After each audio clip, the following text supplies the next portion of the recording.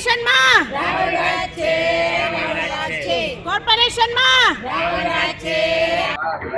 આ કોર્પોરેશનમાં આજે રાવણનું સ્વરૂપ એટલા માટે ધારણ કર્યું છે કે અહીંયા ખરી રીતે રાવણ રાજ ચાલે છે।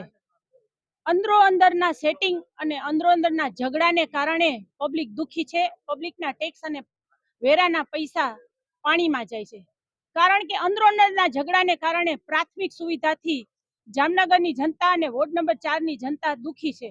આજ અમારા વોર્ડ નંબર 4 નો નગરસીમ વિસ્તાર હાથણી વિનાયક પાર્કમાં નદી કાંઠે અને ભીમસ 1, 2, 3 માં પાણીની સુવિધા, ત્યાર પછી ભીમસ 1 નંબરમાં જે ભૂગર્ભનો પ્રશ્ન છે, આ બધા પ્રશ્ન આ લોકો જોઈ લેશું થઈ જશે નથી।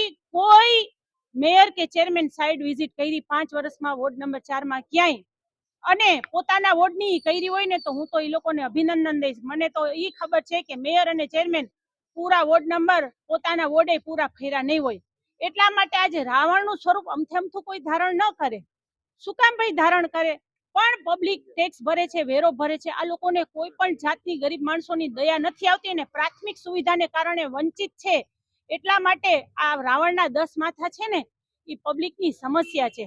એટલે આ કોર્પોરેશનમાં છે ને રાવણ રાજ ચાલે છે। હવે બસ અમે રાહ જોઈ છે કે કોક રામ અને કૃષ્ણ આવી અને આ કોર્પોરેશનના અધિકારીઓનો નાશ કરે અને પબ્લિકને પ્રાથમિક સુવિધા મળે અને પબ્લિકને એના હકનો વિજય થાય। રાવણ રાજ છે કોર્પોરેશનથી આ પદાધિકારીઓ જે છે ટેન્ડર જોઈ છે, કામ જોઈ છે, એટલા માટે